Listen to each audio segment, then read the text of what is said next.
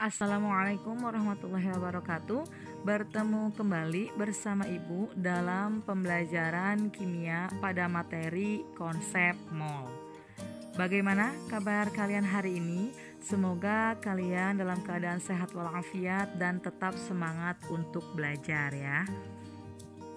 Kompetensi dasar yang akan dicapai pada pertemuan ini yaitu 3.5 menerapkan hukum-hukum dasar kimia dalam perhitungan kimia, 4.5 menggunakan hukum-hukum dasar kimia dalam perhitungan kimia.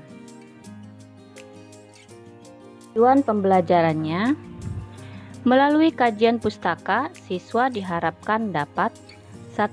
Menjelaskan mol sebagai satuan jumlah zat. 2. Menentukan jumlah partikel menggunakan bilangan Avogadro.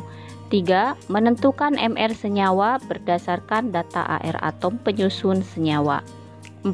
Menentukan massa atom atau senyawa jika diketahui AR atau MR-nya. 5. Menentukan hubungan antara mol, jumlah partikel, massa molar, dan jumlah volume molar gas. Yang keenam, menentukan hubungan massa, mol, dan massa molar. Baiklah, kita akan membahas dulu tentang pengertian konsep mol. Mol ini adalah satuan jumlah zat dalam perhitungan kimia atau dikenal dengan istilah stoikiometri. Contoh dalam kehidupan sehari-hari misalnya lusin. Lusin ini dinyatakan untuk sekumpulan benda yang jumlahnya ada 12 buah. Nah, selain itu ada dikenal dengan bilangan Avogadro. Nilainya adalah 6,02 kali 10 pangkat 23.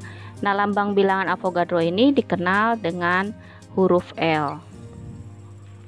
Hal-hal yang berhubungan dengan konsep mol. Yang pertama, massa atom relatif. Yang kedua, massa molekul relatif. Yang ketiga, massa molar. Yang keempat, bilangan Avogadro. Yang kelima, volume molar. Baiklah, Ibu akan membahas massa atom relatif atau istilahnya dilambangkan dengan AR. Setiap unsur memiliki AR dan bisa dilihat pada susunan berkala. Di sini ada dituliskan beberapa contoh unsur dengan AR sebagai berikut. ARH hidrogen 1, ARC karbon 12, ARCA kalsium 40, ARS belerang 32, ARNA natrium 23, ARO oksigen 16, ARCl klorin 35,5, ARMG magnesium 24, ARN nitrogen 14, dan ARK kalium yaitu 39. Kemudian dibahas juga tentang massa molekul relatif dilambangkan dengan MR. Setiap senyawa memiliki nilai MR yang bisa dihitung berdasarkan AR dan indeks atomnya. Nah, kalian lihat di sini kita akan menghitung contoh menghitung MR H2O. Nah, perhatikan di sini ada senyawa dengan rumus H2O atau air. Rumusnya tinggal dihitung berapa jumlah setiap atomnya dikalikan dengan masing-masing AR-nya. Di sini H2O terdiri dari unsur H, atom H dan atom O. Nah, tinggal kita hitung saja di sini H, berarti jumlah atomnya adalah 2. Tinggal dikalikan 2 dikali ARH. Terus ditambah dengan O, jumlahnya di sini adalah 1. Nah, tinggal dikalikan dengan ARO. Kalian lihat di sini ARH tadi adalah 1. Tinggal dimasukkan, berarti 2 dikali 1. Terus dijumlahkan dengan sini ARO. Berapa di sini ARO? Nah, di sini 16. Berarti 1 dikali 16. Kita jumlahkan sekarang 2 kali 1 sama dengan 2, ditambah dengan 1 kali 16 sama dengan 16. Tinggal dijumlahkan 2 tambah 16 sama dengan 18. Maka MrH2O adalah Yang kedua, kita akan menghitung MR CaCO3.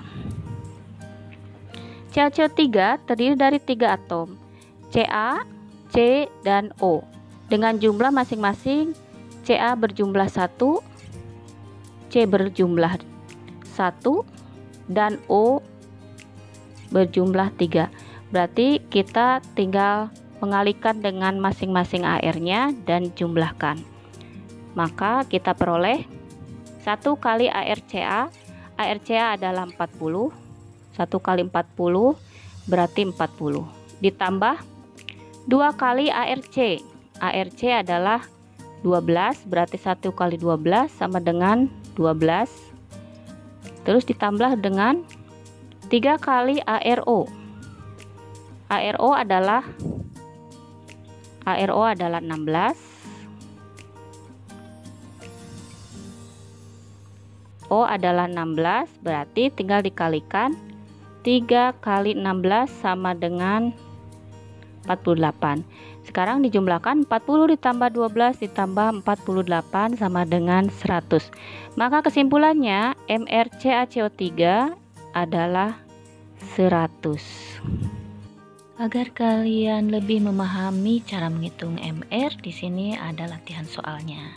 Hitunglah MR dari senyawa berikut ini. Yang ke-1 KNO3, yang kedua MgOH 2 kali, yang ketiga K2SO4. Silahkan kalian tuliskan jawabannya di buku catatan kalian masing-masing.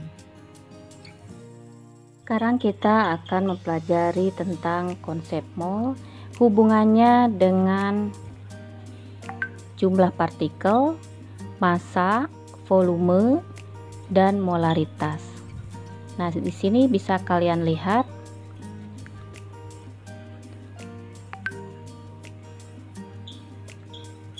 jika kita bahas hubungan mol dengan jumlah partikel. Kalau kita akan menentukan jumlah partikel, kita bisa menghitung dengan cara mengalihkan antara mol dengan bilangan Avogadro. Nah, di sini bilangan Avogadro sebesar 6 kali 0,2 kali 10 pangkat 23. Sementara jika kita akan menentukan berapa mol, caranya tinggal lihat panahnya, berarti akan kita hitung mol, berarti jumlah partikel dibagi dengan bilangan Avogadro, yaitu 6,02 kali 10 pangkat 23. Nah, ini hubungan antara jumlah partikel dengan mol. Yang kedua, kita bahas hubungan mol dengan massa. Nah, seperti tadi kita lihat arah panahnya. Arah panah ke massa berarti akan menentukan massa. Berarti di sini massa sama dengan mol dikali dengan AR atau MR. AR untuk atom, MR untuk senyawa. Nah, untuk arah panah yang ke arah mol, berarti jika kita akan menentukan mol, caranya mol sama dengan massa dibagi dengan AR atau MR-nya. AR untuk atom, sementara MR untuk senyawa. Nah, yang ketiga di sini hubungan antara mol dengan volume pada keadaan suhu dan tekanan standar. Nah, di sini jika akan menghitung volume, arah panahnya ke arah volume, berarti caranya mol dikalikan dengan volume molar. Nah, ini adalah volume molar sebesar 22,4. Dan arah panah yang ke arah mol berarti kita akan mencari mol. Caranya volume dibagi dengan volume molar, yaitu 22,4.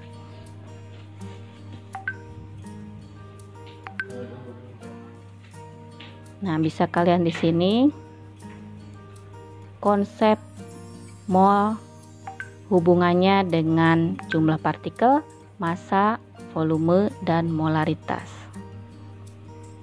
Kemudian di sini ada contoh soalnya. Yang pertama, berapakah jumlah molekul CaCO3 dalam 0,05 mol CaCO3? Untuk penyelesaiannya, tadi di rumus sudah kalian lihat bahwa untuk menentukan jumlah partikel dengan cara mengalihkan mol dengan bilangan Avogadro atau lambangnya L. Tadi jumlah molnya adalah 0,05. Tinggal dimasukkan ke sini, berarti molnya 0,05 dikali bilangan Avogadronya adalah 6,02 kali 10 pangkat 23. Nah, 0,05 kalikan dengan 6,02.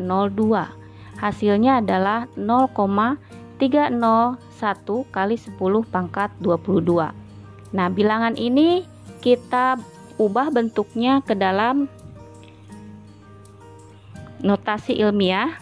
Nah, di sini kita buatkan, kita rubah menjadi 3,01 kali 10 pangkat 23. Nah, di sini 0,301 berubah menjadi, kita ubah menjadi 3,01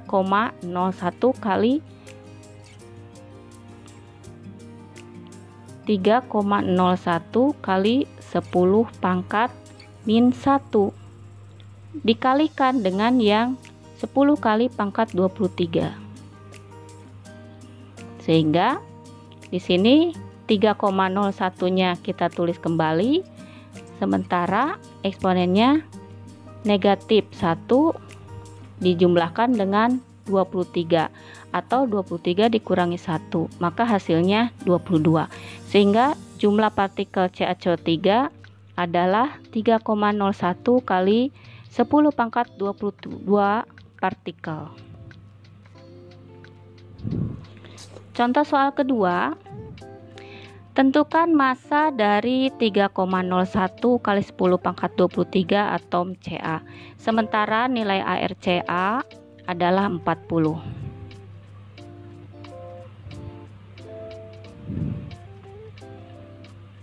Untuk menentukan massa,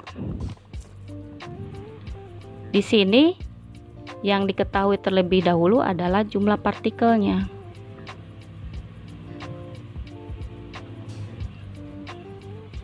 Tadi di peta konsep mol, kalian lihat ada hubungan antara jumlah partikel dengan massa. Berarti untuk menentukan massa, kita harus hitung dulu dari jumlah partikel, ubah dulu ke dalam mol. Setelah diubah ke dalam mol, baru ke jumlah massanya. Maka sekarang kita tentukan dulu jumlah molnya. Cara menghitung mol di sini tinggal menghitung jumlah partikel dibagi dengan bilangan Avogadro. Nah, di sini jumlah partikelnya adalah 3,01 kali 10 pangkat 23.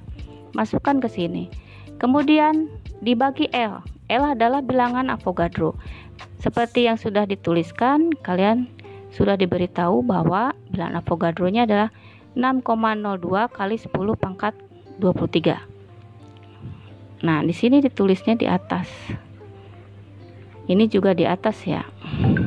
Maka hasilnya 3,01 dibagi 6,02, atau ini nilainya adalah 0,5 atau setengah. Sementara ini bisa kita hitung, hasil akhirnya adalah 1. Berarti mol Ca adalah 0,5 mol. Berikutnya, massa Ca, tinggal kita masukkan rumusnya mol dikali ArCa. Jumlah molnya adalah yang tadi 0,5. AR-nya adalah 40. Maka 0,5 dikali 40. 0,5 itu sama dengan setengah. Berarti setengah dikali 40 yaitu 20. Kesimpulannya di sini berarti massa Ca atau kalsium diperoleh bilangan sebesar 20 gram. Contoh soal yang ketiga. Sini diminta untuk menghitung volume dari 0,5 mol gas hidrogen yang diukur pada suhu 0 derajat dan tekanan 1 atmosfer. Nah, di sini suhunya 0 derajat Celcius dan tekanan 1 atmosfer. Di sini berarti pada kondisi STP atau suhu dan tekanan yang standar. Maka penyelesaiannya tinggal kita masukkan rumus bahwa untuk menghitung volume, rumusnya mol dikali volume molar. Volume molarnya diketahui 22,4. Masukkan molnya, di sini molnya adalah 0,5 mol. Nah, di sini 0,5 mol, terus turunkan kembali dikali 22,4. 0,5 itu sama dengan setengah. Berarti di sini setengah dikali 22,4. Hasilnya adalah 11,2 liter.